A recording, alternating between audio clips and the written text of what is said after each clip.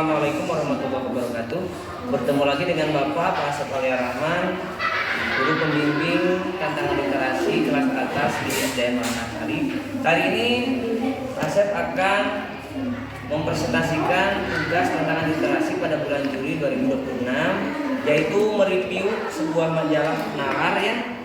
Ini majalahnya. Jadi sebuah artikel nanti yang direview oleh Bapak dan majalah ini, yaitu yang berjudul Krisis Etika dan Solusinya, karya Asep Kurniawan SPD GR. Ini bentuknya bentuk diskon ya anak-anak semuanya ya.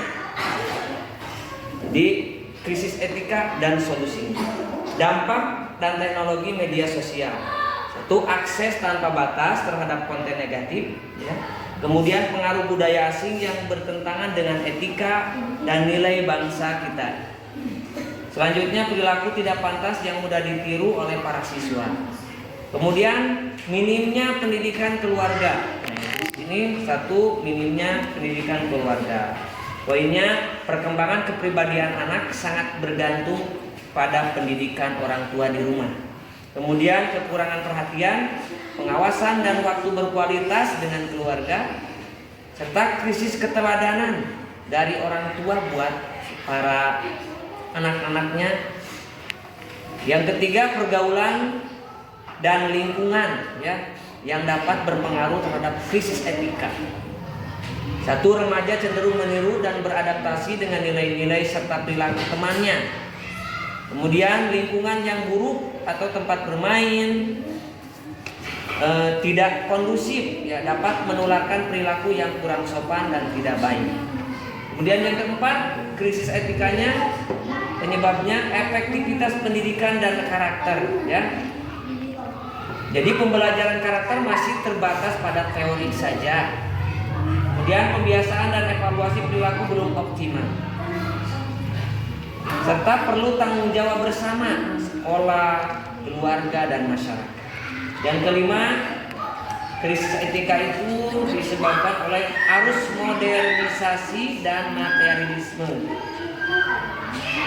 Poinnya, gaya hidup hedonisme dan materialisme mempengaruhi etika dan karakter. Kemudian fokus pada kesenangan instan dan tujuan pribadi, serta mengabaikan orang lain dan nilai-nilai yang bernilai moral.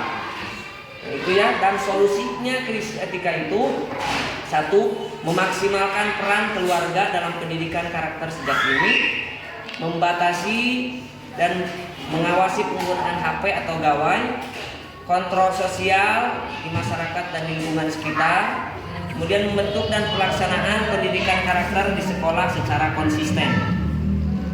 Kemudian kontrol ketat dari pemerintah dan semua pihak ya, yang terlibat. Gitu ya.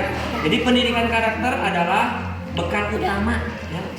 Penting sekali karena untuk mencetak generasi yang beretika, berilmu dan beradab. Itu ya. Kemudian selain itu di bulan Juli ini Bapak juga melaksanakan tugas ya, lembar kerja ini LJK dari tugas tantangan literasi ini, yaitu tentang jarak dan waktu tempuh ya. Di sini ada beberapa pertanyaan yang terkait dengan jarak dan waktu tempuh. Pertama, Bapak pergi ke sekolah itu menggunakan transportasi motor ya.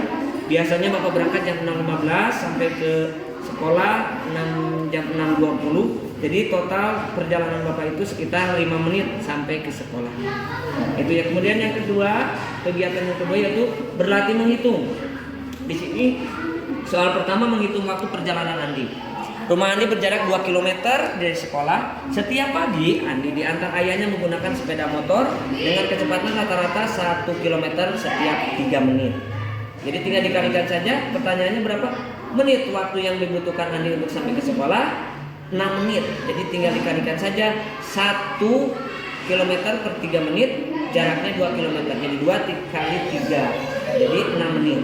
Kemudian menghitung jarak rumah Siti ya. Siti pergi ke sekolah dengan mengendarai sepeda motor santai. Kecepatan sepeda Siti adalah 100 meter per menit. Siti memerlukan waktu 15 menit untuk tiba di sekolah. Pertanyaannya, berapa meter jarak perjalanan dari rumah Siti ke sekolah? 30 tinggal dikalikan saja ya, 100 meter per kali 15 menit. Jadi 1500 meter. Atau kemudian menentukan waktu berangkat ya, membaca jam. Kemudian harus tiba di sekolah paling lambat pukul 7 paling lambat ya, agar tidak terlambat. Perjalanan kaki dari rumah Budi ke sekolah membutuhkan waktu 25 menit. Pertanyaannya pukul berapa paling lambat gitu ya? Harus mulai berangkat dari rumah. Berarti pukul 7 sampai paling lambat ke sekolah berapa menit berangkatnya? Berarti berangkatnya pukul 6.35. Karena 6.35 ditambah 25 menit itu jadi pas pukul 7 paling lama. Gitu ya. Kemudian soal terakhir ya, tantangan seru ya pokoknya. Rumah Edo berjarak 3 km dari sekolah dan Edo berjalan kaki dengan waktu jarak tempuhnya dengan waktu tempuh 30 menit. Sementara rumah Dayu berjarak 5 km dan Dayu naik angkutan umum dengan waktu tempuh 15 menit. Pertanyaannya, siapa yang perjalanan dari sekolah paling cepat sampai? Jelas ini ya, Edo 30 menit dan Dayu 15 menit. Tentunya pasti yang lebih cepat itu Dayu ya, karena 30 menit dengan 15 menit itu paling cepat itu 15 menit. Mungkin itu saja yang Bapak sampaikan ya untuk tugas tantangan literasi pada bulan Juli 2026 ini tentang mereview majalah Nalar dan tugas LKPD tadi. Mudah-mudahan bermanfaat. Mohon maaf kalau ada kekurangan. Bila taufiq wal hidayah. Assalamualaikum warahmatullahi wabarakatuh. Salam olahraga.